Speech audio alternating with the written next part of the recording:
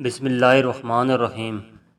حضرت ام سلمہ رضی اللہ تعالیٰ عنہ کہتی ہیں کہ جب ابو سلمہ رضی اللہ تعالیٰ عنہ کی آنکھیں موت کے وقت پتھرا گئیں تو رسول اللہ صلی اللہ علیہ وسلم تشریف لائے اور اپنے ہاتھ سے میرے خاوند کی آنکھیں بند کیں اور پھر فرمایا، جب روح قبض کی جاتی ہے تو اس کی بینائی بھی روح کے ساتھ چلی جاتی ہے۔ ہم لوگ یہ سن کر سمجھ گئے کہ ابو سلمہ کا انتقال ہو گیا ہے اور ہم رونے لگے۔ رسول اللہ صلی اللہ علیہ وسلم نے فرمایا، اپنے نفسوں پر بلائی کے سوا اور کچھ نہ کرو، اس لیے کہ اس وقت جو کچھ تمہاری زبان سے نکلتا ہے فرشتے اس پر آمین کہتے ہیں۔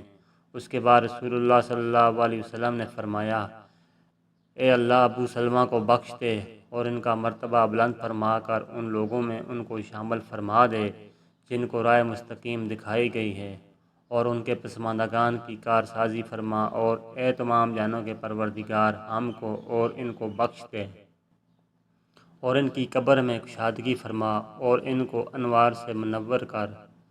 اس حدیث میں نبی کریم نے ابو سلمہ رضی اللہ تعالیٰ عنہ کے لیے قبر کو کشادہ کرنے اور قبر کو نور سے منور کر دینے کی دعا فرمائی۔ ثابت ہوا کہ مومن کی قبر کو اللہ تعالیٰ نور سے منور فرماتا ہے، اور کافر یا منافق کی قبر ظلمت سے بھر دی جاتی ہے اور اسے تنگ کیا جاتا ہے۔ مرنے کے بعد انسان کو سب سے پہلے قبر کے مراحل سے گزرنا پڑتا ہے، اس لیے نبی کریم صلی اللہ علیہ وسلم نے اس کے خوفناک، خطرناک اور سخت حالات سے امت کو آگاہ فرمایا ہے۔ اسی لیے تو آپ صلی اللہ علیہ وسلم نے فرمایا، اگر مجھے اس بات کا ڈر نہ ہوتا کہ تم مردے دفن کرنا ہی چھوڑ دو گے تو میں اللہ سے دعا کرتا کہ تاکہ وہ تمہیں بھی عذاب قبر سنا جس طرح میں سنتا ہوں۔ صحابہ کرام رضی اللہ تعالیٰ عنہ بھی قبر کے تصور سے لرزہ برآدم ہوا کرتے تھے۔ بے شک رسول اللہ نے ارشاد فرمایا کہ قبر آخرت کی منزلوں میں سے پہلی منزل ہے۔ جس نے اس منزل سے نجات پائی اور اس کی بات کی اور منزل آسان ہوگی، اور جس نے اس منزل سے نجات حاصل نہ کی اس کے بعد ہی منزلیں سخت اور دشوار ہوں گی۔ رسول اللہ صلی اللہ علیہ وسلم نے ارشاد فرمایا کہ میں نے کبھی کوئی منظر قبر سے زیادہ سخت نہیں دیکھا۔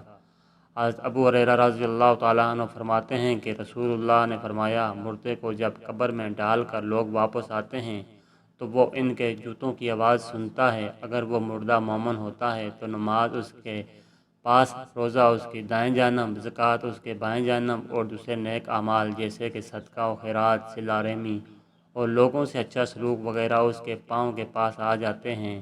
جبکہ اس کے سر کی طرف سے کوئی آتا ہے تو نماز اس کے قریب آنے سے اس کو روکتی ہے۔ اس کی دائیں جانب سے کوئی آتا ہے تو روزہ اس کو اپنے قریب آنے سے روک دیتا ہے اور آڑ بن جاتا ہے۔ جب بائیں جانب سے کوئی آتا ہے تو زکوٰۃ راستہ روکتی ہے اور جب اس کو قریب آنے سے روکتی ہے، اور جب اس مردے کے پاؤں کی طرف سے کوئی آتا ہے تو اس کے نیک اعمال یعنی صدقہ، خیرات، صلہ رحمی اور لوگوں کے ساتھ اس نے سلوک وغیرہ آڑ بن جاتے ہیں۔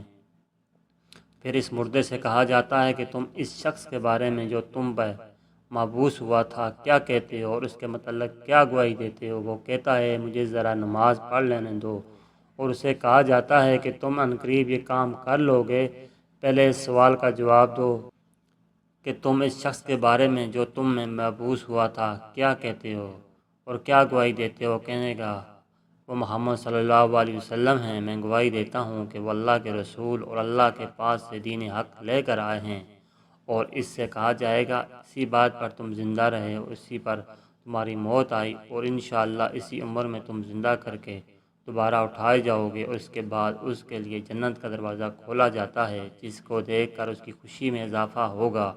پھر اس کے سامنے دوزخ کا دروازہ کھولا جاتا ہے اور اس کو کہا جاتا ہے، اگر تو نافرمانی کرتا تو دوزخ میں ہی تیرا ٹھکانہ تھا، اللہ نے تیار کر کے رکھا تھا، تو دوزخ میں ہی تیرا یہ ٹھکانہ اللہ نے تیار کر کے رکھا تھا۔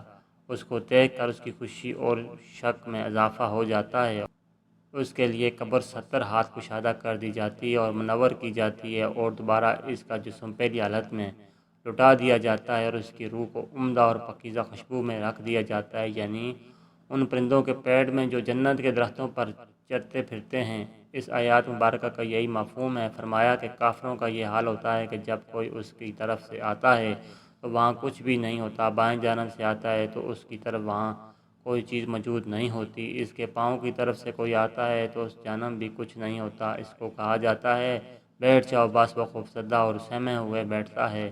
سے کہا جاتا ہے کہ یہ شخص کون ہے جو تم میں بھیجے گئے، یہاں تک کہ اس کو بتایا جائے گا کہ وہ محمد صلی اللہ علیہ وسلم کی ہیں، تو وہ کہے گا کہ مجھے نہیں معلوم، لوگوں کو کچھ کہتے ہوئے میں نے سنا تھا، چنانچہ میں نے بھی اس کی طرح کہہ دیا تھا۔ اسے کہا جاتا ہے کہ تو اس بات پر زندہ رہا اور اسی بات پر تجھے موت آئی اور انشاءاللہ اسی حالت میں دوبارہ زندہ ہوگا۔ پھر اس کے لیے دوزخ کا دروازہ کھولا جاتا ہے اور اس سے کہا جاتا ہے کہ دوزخ میں یہ تیرا ٹھکانہ ہے، اس کو دیکھ کر اس کی حسرت اور ہلاکت میں اضافہ ہو جاتا ہے۔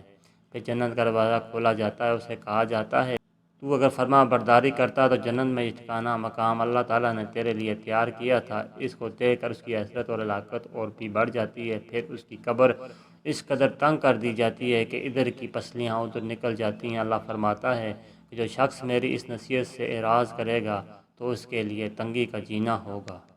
حضرین کرام، امید کرتا ہوں آپ کو ہماری ویڈیو اچھی لگی ہوگی۔ ویڈیو اچھی لگی تو لائک کیجئے اور اچھے واقعات کے لیے ہمارے چینل کو سبسکرائب کریں۔ ویڈیو دیکھنے کا شکریہ، جزاکم اللہ خیر۔